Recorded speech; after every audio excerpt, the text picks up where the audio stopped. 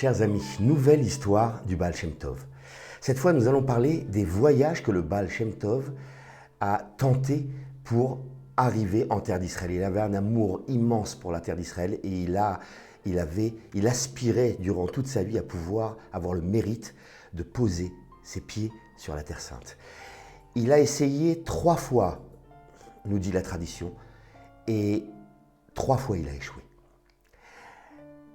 Dans une de ces fois-là, après de nombreuses péripéties en chemin, le Baal Shem Tov arrive à Constantinople, qui est aujourd'hui Istanbul. Et là, il n'a rien, plus rien. Il s'était fait détrousser par des brigands. Lui et sa fille Adèle se retrouvent 2 jours avant la fête de Pâques de Pessah, avec absolument rien, ni matzot, ni où manger, ni où loger. Et dans les rues d'Istanbul, le Baal Shem Tov marche avec sa fille Adèle et il se passe quelque chose d'incroyable. À un moment donné, Hachem a retiré au Baal Shem Tov toutes ses capacités intellectuelles. Il n'avait plus, sa tête était totalement vide. Il a essayé en vain de se remémorer des passages de la Torah. Il a été à la synagogue pour essayer d'étudier des textes sacrés, mais rien ne venait. C'était pour lui une autre langue, il ne comprenait plus rien. Il était désespéré. Lui et sa fille Adèle ont pleuré amèrement sur cette situation-là. Et à la veille de Pessah, sa fille Adèle prend les vêtements de son père et part au bord de la mer pour laver les vêtements de son père en l'honneur de la fête de Pâques. Et les larmes coulent sur ses joues. Elle lave les vêtements de son père et elle se dit « Mais où allons-nous passer la fête? Nous n'avons même pas de matzot pour passer le seder. Comment allons-nous traverser cette fête ?» Et dans ses larmes, elle lave les vêtements de son père. Sur le port, un bateau arrive, il accoste. Beaucoup de gens sortent du bateau et notamment un juif commerçant, riche, qui rentrait chez lui de sa semaine de travail. Et il voit cette jeune femme, Adèle, au loin, toute seule, en train de pleurer au bord de l'océan. Et il s'approche d'elle et lui dit « Mais qu'as-tu, mon enfant ?» Et elle lui raconte « Voilà, nous sommes là, je suis avec mon père, nous n'avons plus rien, nous ne savons pas où passer la fête. » Et là, l'homme entend, il a une grande crainte de Dieu, cet homme-là avait une grande crainte de Dieu. Il lui dit « Écoute, ne t'inquiète pas. » Il lui griffonne sur un bout de papier son adresse, il lui tend et lui dit « Sois tranquille, vous serez chez moi pour la fête. Je vous accueillerai durant toute la semaine, tous les frais seront pour moi bien entendu. Sois tranquille, va chercher ton père et annonce-lui la nouvelle. » Et l'homme lui remet le papier et s'en va. Adèle, heureuse, court chez son père à la synagogue pour lui annoncer la nouvelle. Le Baal Shem Tov était heureux. Et ensemble, le soir, ils se rendent, juste avant la fête, ils se rendent dans la grande maison de ce juif. Cet homme les accueille avec bienveillance et les fait rentrer.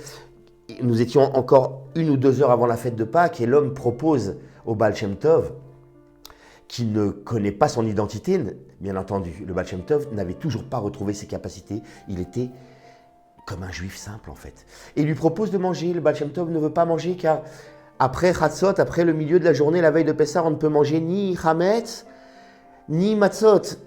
Donc le Baal Shem Tov décline poliment l'invitation et lui dit « Si tu as du vin, car le vin rassasie l'homme, alors donne-moi du vin. » Et le Baal Shem Tov boit du vin. Il boit.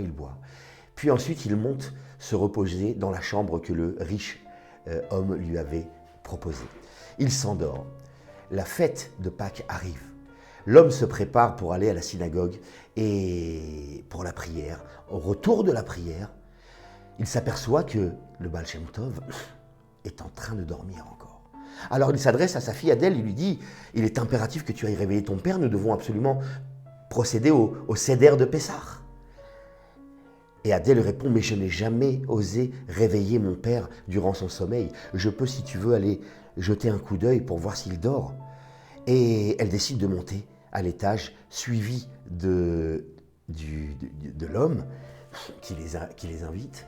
Et ils ouvrent la porte délicatement pour observer ce qui se passe à l'intérieur. Et ils voient une scène incroyable. Le Baal Shem Tov a le visage complètement rouge, comme de la braise, les yeux ouverts exorbitants et des larmes qui coulent le long de ses joues. devant cette scène incroyable d'une pureté, d'une sainteté, les deux se retirent de la pièce et referment la porte. À ce moment-là, l'homme a compris qu'il avait affaire à une personne très particulière, douée d'une très grande sainteté.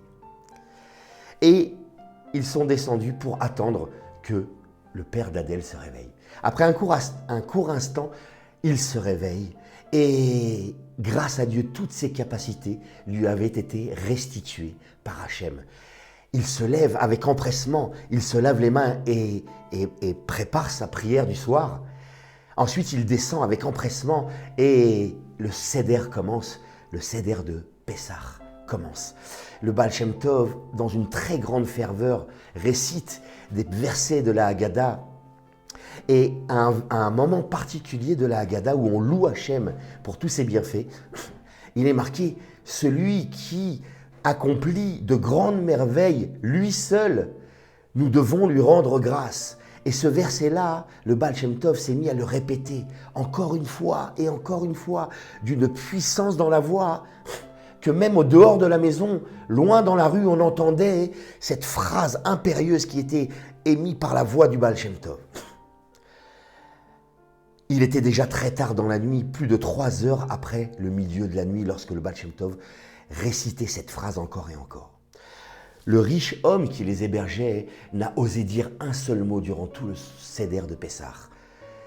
Mais à la fin de la Haggadah, il s'approche du Baal Shem Tov, lui dit « S'il te plaît, réponds à mes questions. Pourquoi cette ferveur particulière durant la Haggadah et pourquoi avoir récité ce verset autant de fois, avec autant de puissance ?» Et là, le Baal Shem Tov ferme les yeux un long moment et il lui dit d'une voix profonde, il lui dit « Il y avait un décret terrible, un décret de mort qui planait sur tous les Juifs d'Istanbul. J'ai dû être prêt à donner ma vie dans le ciel pour abolir ce décret. Et Baruch Hashem, grâce à Dieu, j'ai réussi.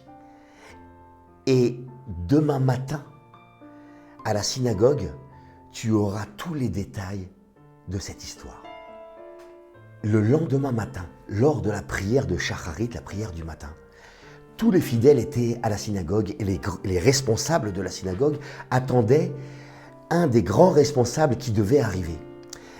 Et celui-ci était un marchand, un riche marchand de vin, honorable dans la communauté d'Istanbul. Et celui-ci arrive dans la synagogue d'un pas pressé. Il arrive, il monte sur l'estrade et il dit « Mes chers amis, c'est incroyable miracle qu'il vient de se produire cette nuit même. Il s'est passé un très grand miracle. Laissez-moi vous conter cette histoire. »